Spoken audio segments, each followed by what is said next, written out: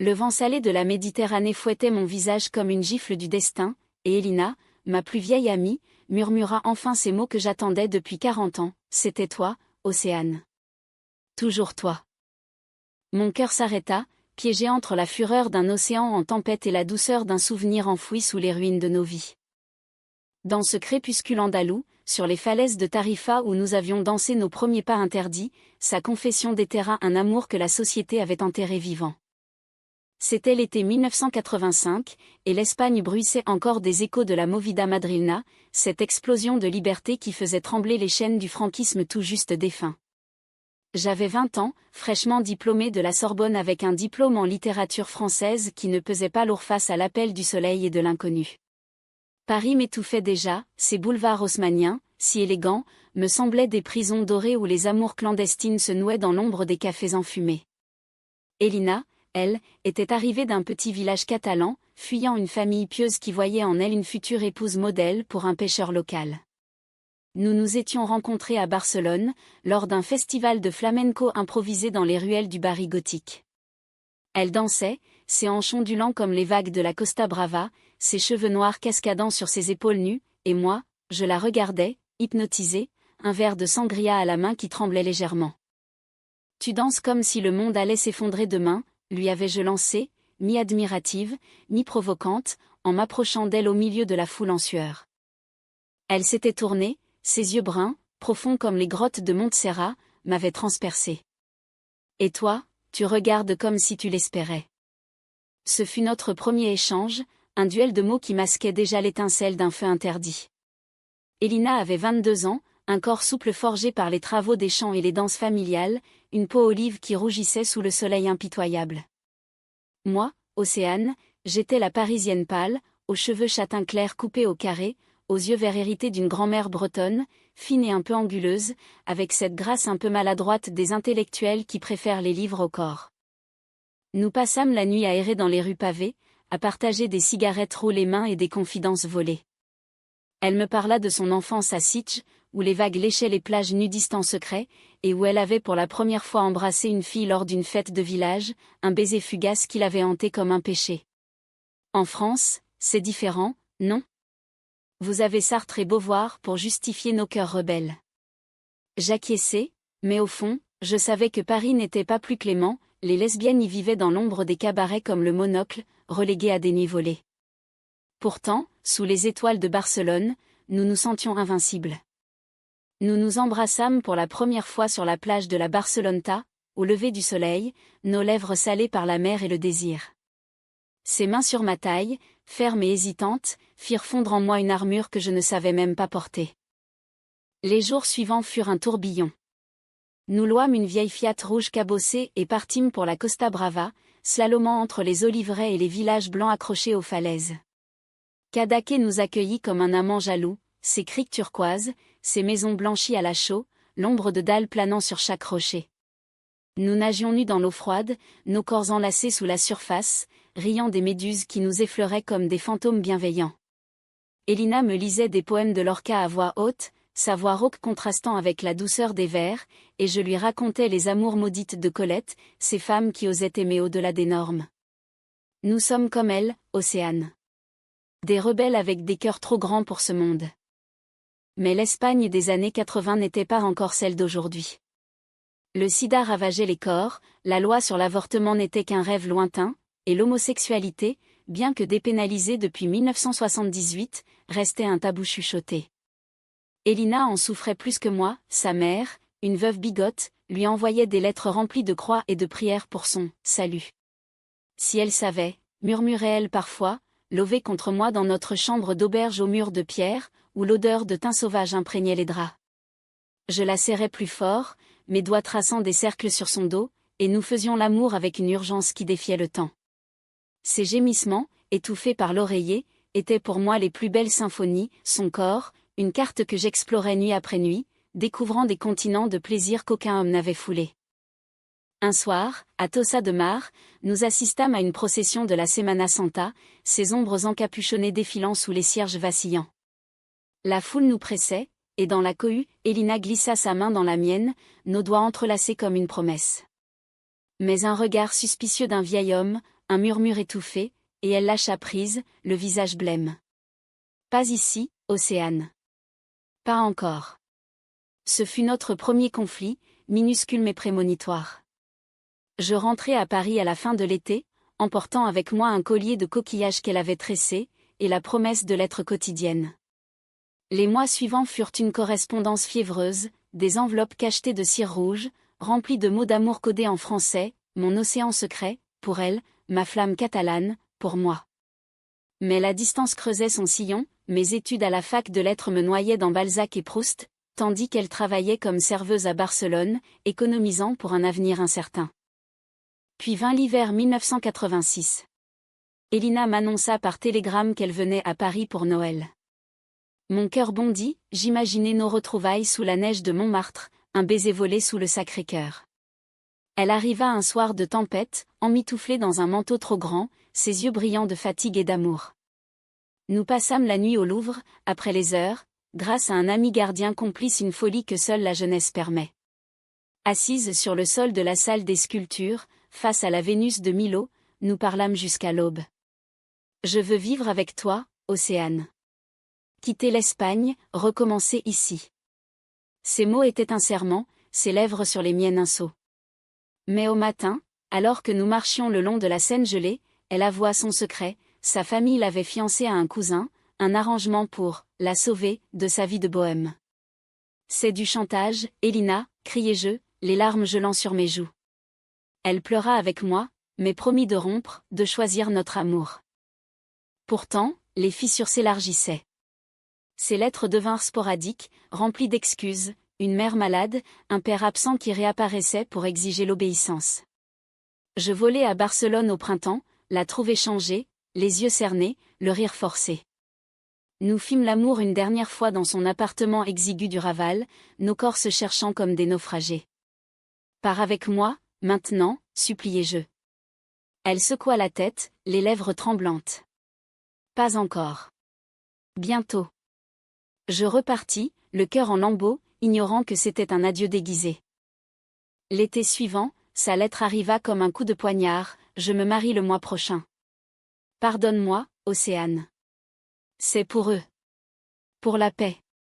Pas d'explication, pas de regret profond, juste ces mots froids sur du papier jauni. Je brûlai la lettre dans mon poêle à charbon, et avec elle, une partie de mon âme. Elina disparut de ma vie, mariée à Ravière, un pêcheur stoïque de Sitges, mère de 2 enfants, une vie tracée en droite ligne comme les vignes de Priorat. Moi, je m'enfonçais dans une carrière d'enseignante à la fac, des amours fugaces avec des femmes qui n'étaient que des ombres d'elles, des nuits solitaires à relire nos lettres jaunies. 40 ans passèrent ainsi, un exil intérieur dans les brumes de la Seine, tandis qu'elle construisait sa façade en Espagne. Tarifa, ce bout du monde où l'Atlantique embrasse la Méditerranée dans un éternel pugilat, m'accueillit sous un ciel d'ardoise, le 23 novembre 2025. J'avais 60 ans, les cheveux poivre et sel coupés courts pour masquer les regrets, le corps encore svelte grâce à des années de yoga et de marche solitaire le long des quais parisiens. Mes yeux verts, autrefois pétillants, portaient maintenant le voile d'une sagesse amère, et mes mains, fines et veinées, serraient le volant de la location comme une ancre. Elina m'attendait sur la plage des Palmarillos, là où nous avions autrefois campé sous les étoiles, nos corps enlacés contre le froid de la nuit. Elle avait changé, ses cheveux châtains, jadis cascadant librement, étaient maintenant noués en un chignon lâche strié de gris, son visage rond marqué de rides qui racontaient des rires forcés et des larmes cachées. À 62 ans, elle avait la silhouette d'une femme qui avait porté des enfants et des fardeaux, généreuse et douce, vêtue d'une robe fleurie qui flottait au vent comme un drapeau de reddition. Océane. Sa voix, rauque avec l'accent catalan intact, brisa le silence des vagues. Elle s'approcha, hésitante, et nous nous embrassâmes sur les joues, un rituel européen qui masquait mal l'envie de plus. Merci d'être venu. Après tout ce temps. Je hochai la tête, la gorge nouée. Ton appel. Pourquoi maintenant? Nous marchâmes le long de la grève, les pieds nus dans le sable froid, évitant les méduses échouées comme des souvenirs pourris.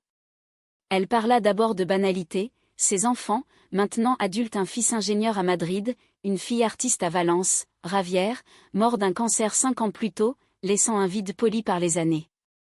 J'ai tenu, Océane. Pour eux. Mais chaque jour était une trahison. Ces mots coulaient comme le vin de Jurée, âpre et enivrant. Je l'écoutais, le cœur battant, ressassant nos étés perdus, ces nuits où son corps contre le mien était une révolution silencieuse. Nous nous assîmes sur un rocher érodé par les marées, face à l'horizon où l'Afrique semblait murmurer des secrets. C'est là qu'elle commença sa confession, les yeux fixés sur l'écume. Souviens-toi de l'hiver 86, à Paris. Quand je t'ai promis de rompre la promesse familiale. Sa voix trembla, et elle alluma une cigarette, tirant une bouffée comme pour se donner du courage. Ce n'était pas du chantage, pas seulement. C'était la peur. La mienne. Et la sienne, celle de ma mère, qui me racontait des histoires de filles comme nous, internées ou pire, sous Franco. Je sentis la colère monter, cette vieille compagne fidèle. Et moi? J'étais quoi, Elina? Un caprice d'été? Elle secoua la tête, les larmes perlant. Non. Tu étais tout. La raison pour laquelle je me suis mariée. Pour me punir d'un amour que je ne méritais pas, Ravière le savait, tu sais. Pas tout, mais assez. Il m'a aimé à sa façon, patient, comme la mer qui érode les falaises sans hâte. Mais nos nuits. Elles étaient vides. Je fermais les yeux et c'était toi que je voyais. Le soleil se couchait, peignant le ciel en rouge sang, et sa voix se fit plus basse, plus intime. Elle raconta les années de silence, les lettres qu'elle écrivait et déchirait, les voyages à Paris qu'elle annulait au dernier moment, terrorisée par le désir qui la consumait. J'ai eu des aventures, Océane. Avec des femmes, dans les bars de Barcelone, quand Ravière était en mer. Des corps anonymes pour apaiser la faim. Mais aucune n'était toi. Un éclat de jalousie me traversa, irrationnel après tant d'années, mais réel comme une lame. Et moi? J'ai attendu, Elina. Des décennies à enseigner Proust à des étudiants indifférents, à collectionner des regrets comme des coquillages. J'ai aimé d'autres femmes claires, la libraire aux yeux gris, Margot, la sculptrice qui sculptait mon cœur en miettes. Mais toi? Tu étais le fantôme dans chaque étreinte. Nous pleurâmes ensemble alors, un torrent salé qui se mêlait aux embruns. Ses mains trouvèrent les miennes, et pour la première fois depuis 40 ans, nos doigts s'entrelacèrent sans peur. Ravière est mort sans savoir la vérité entière. Sur son lit, il m'a dit, libère-toi, Elina. Vis ce que tu as toujours voulu. C'est ce qui m'a poussé à t'appeler. Le vent se leva, portant l'odeur des pins parasols, et nous nous levâmes, marchant vers une petite posada nichée dans les dunes. La propriétaire, une vieille andalouse aux yeux malicieux, nous servit du gazpacho froid et du jamon ibérique, nous jetant des regards complices comme si elle devinait notre histoire. Cette nuit-là, dans la chambre aux volets clos, l'air lourd de jasmin, nous nous déshabillâmes lentement, comme pour rattraper le temps volé. Son corps, marqué par les grossesses et les ans, était une carte que je relisais avec révérence, les vergetures comme des rivières d'argent, les seins pleins qui s'affaissaient doucement sous leur propre poids. Tu es belle, Elina. Toujours. Mes lèvres effleurèrent sa peau, traçant le chemin des souvenirs, le creux de sa clavicule, la courbe de sa hanche. Elle gémit, un son primal qui réveilla en moi la jeune femme de 20 ans. Nos corps se joignirent avec une tendresse infinie, explorant sans hâte, comme deux âmes se reconnaissant après l'exil. Ses doigts dans mes cheveux, mes cuisses enlacées aux siennes, nous dansâmes un tango silencieux, nos souffles mêlés en un rythme ancien. L'orgasme vint comme une vague, douce et inexorable, nous laissant pantelantes, enlacées dans les draps froissés. Au matin, la réalité nous rattrapa. Elina parla de sa vie à Sitges, une maison vide maintenant que les enfants étaient partis, un jardin de bougainvilliers qu'elle entretenait seule, des amis qui ignoraient encore son secret. Et toi, Paris, demandai-je, caressant son bras. Toujours la même. Des conférences sur les amours interdites de George Sand, des soirées solitaires avec un chat et un verre de Bordeaux.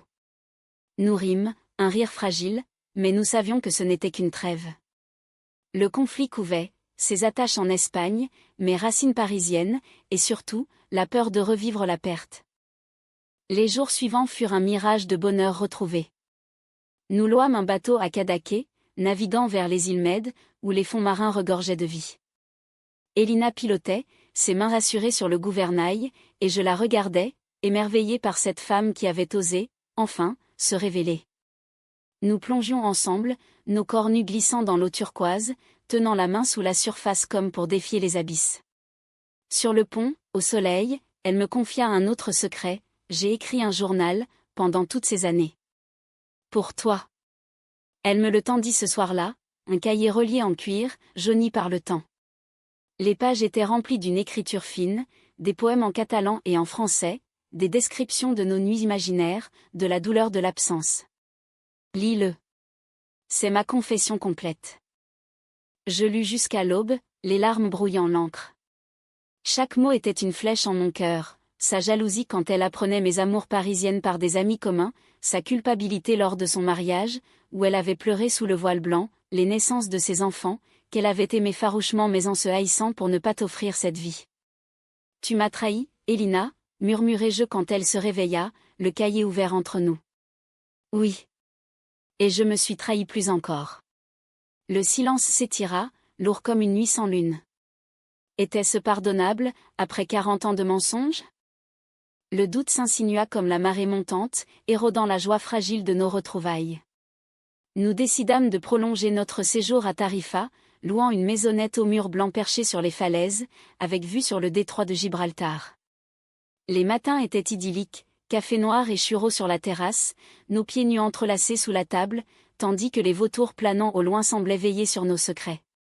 Elina cuisinait des paellas aux fruits de mer, ses mains agiles hachant l'ail et le piment, et je lisais à voix haute des extraits de son journal, transformant la douleur en poésie.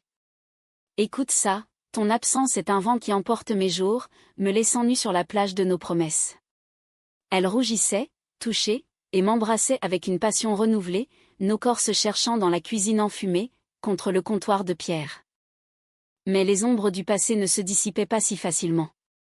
Un après-midi, alors que nous randonnions dans le parc naturel de Los Alcornocal, au milieu des chênes-lièges centenaires, Elina reçut un appel de sa fille, Maria. « Maman, papa aurait voulu que tu vendes la maison. » Et il y a cette femme qui appelle, une amie de jeunesse. Qui est-ce?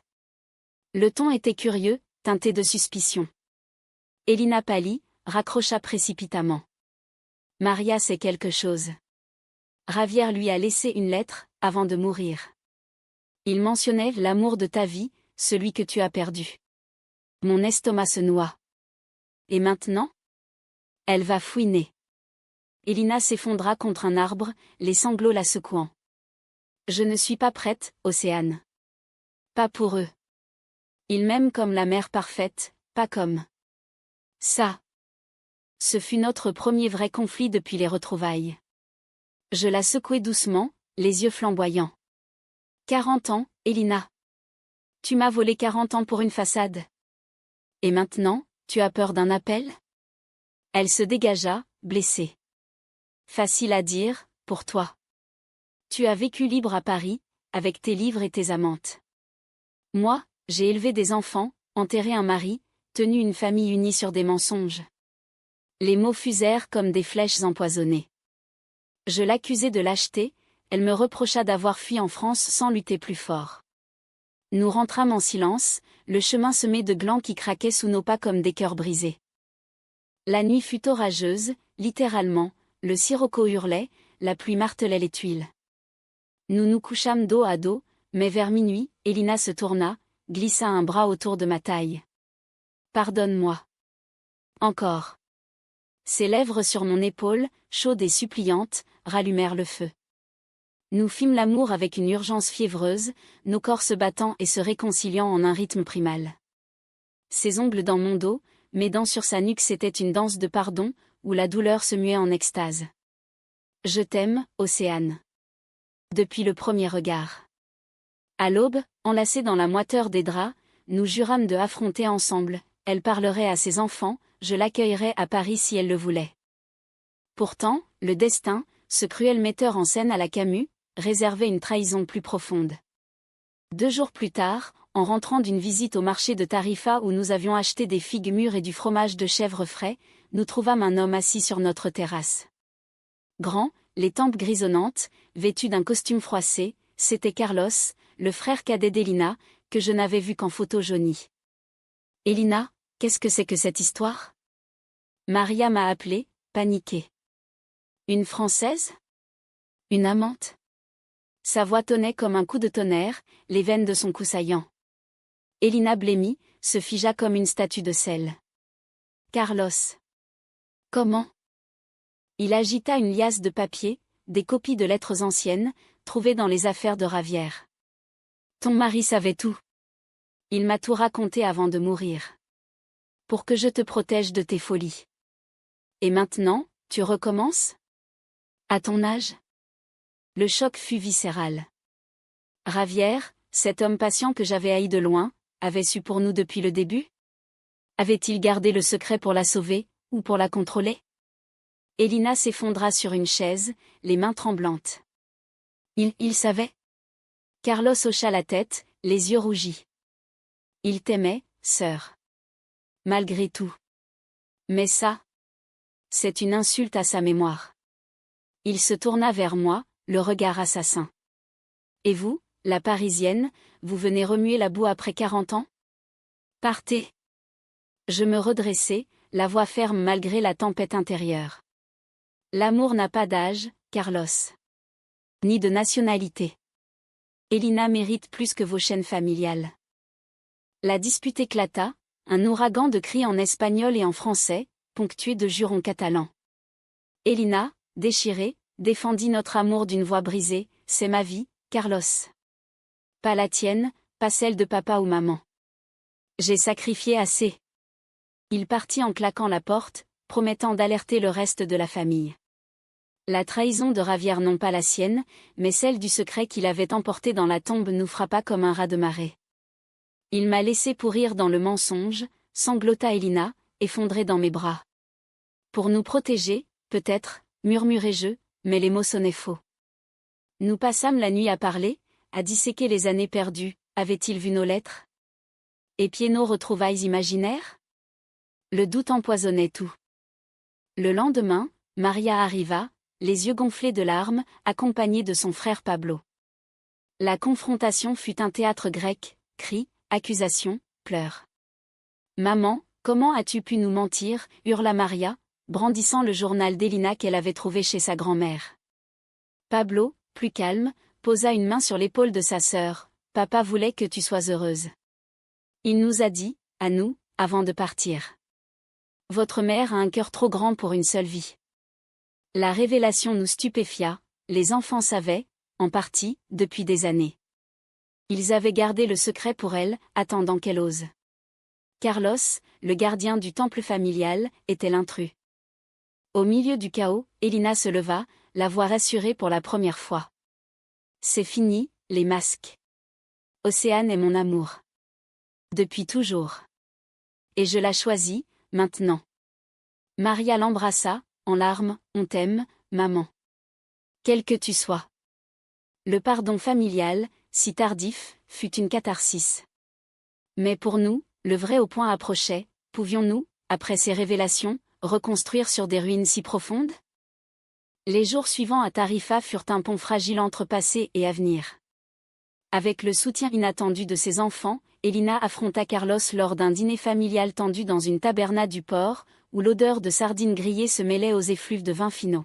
« Frère, ton rôle n'est pas de me juger, mais de m'aimer, lui dit-elle, la main dans la mienne sous la table.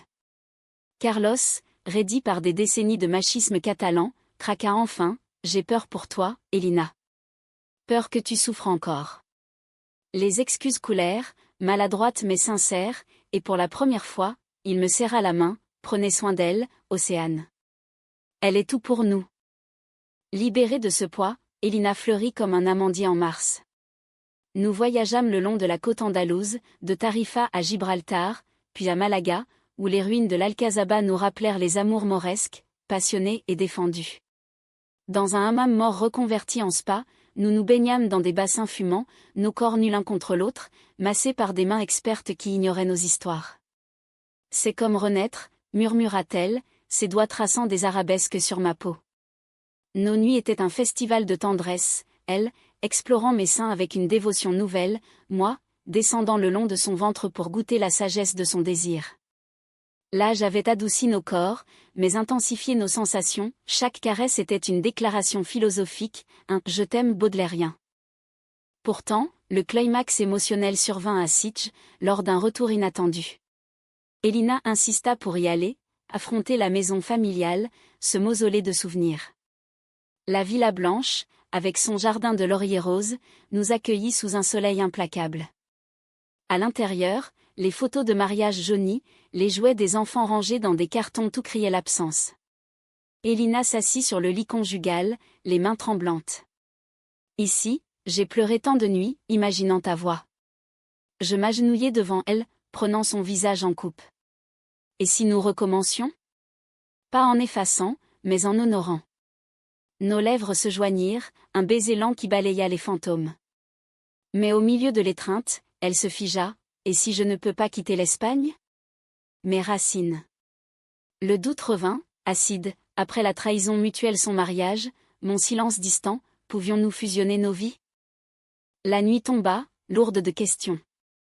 Nous marchâmes sur la plage de Sitges, là où elle avait embrassé sa première fille, et confessâmes nos peurs ultimes. J'ai peur de t'aimer trop fort, de te perdre à nouveau, avouai-je, les vagues léchant nos pieds. Et moi, de te suivre à Paris et de m'y noyer, loin de la mer, les larmes coulèrent, mais dans ce vulnérabilité, naquit une résolution. Pas de grand départ. Des allers-retours. Des étés ici, des hivers là-bas. Un amour nomade, comme nos cœurs. Elle acquiesça, et nous scellâmes le pacte d'un baiser salé par la mer. De retour à Tarifa pour clore notre odyssée, nous assistâmes à un concert de flamenco dans une cave voûtée, où les guitares pleuraient et les voix gémissaient comme des âmes en peine. Elina dansa, pour la première fois librement, ses hanches ondulant vers moi au milieu de la foule. Je la rejoignis, nos corps se frôlant dans la pénombre, un tango lesbien qui fit taire les murmures. À la fin, sous les applaudissements, elle murmura, « C'est notre histoire, Océane. » Dramatique, émouvante, mais nôtre. 40 ans après, sa confession avait tout changé, non pas en effaçant les cicatrices, mais en les transformant en constellations. Nous rentrâmes ensemble à Paris, elle pour un semestre, testant les eaux de la Seine. La vie ne fut pas un conte de fées, il y eut des disputes sur les fuseaux horaires, des jalousies résiduelles, des nuits où le passé ressurgissait comme un courant sous-marin. Mais l'amour, ce vin millésimé, s'affina avec le temps.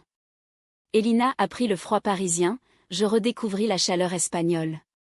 Ses enfants vinrent nous voir, acceptant notre union avec une grâce moderne, Carlos envoya même des olives de son oliveraie, un olivier de paix. Aujourd'hui, à 65 ans, nous vivons entre deux pays, deux langues, deux cœurs unis. L'Espagne nous offre ses plages pour danser, la France ses cafés pour philosopher. Et dans chaque coucher de soleil sur la Costa Brava, je revois cette jeune femme de 22 ans, et je sais, l'amour, vrai, défie le temps. Il n'est pas une possession, mais une confession éternelle. Elina, mon amie, mon amante, ma vie après 40 ans, tu as tout changé. Et pour cela, je te remercie, dans la langue de nos baisers, je t'aime.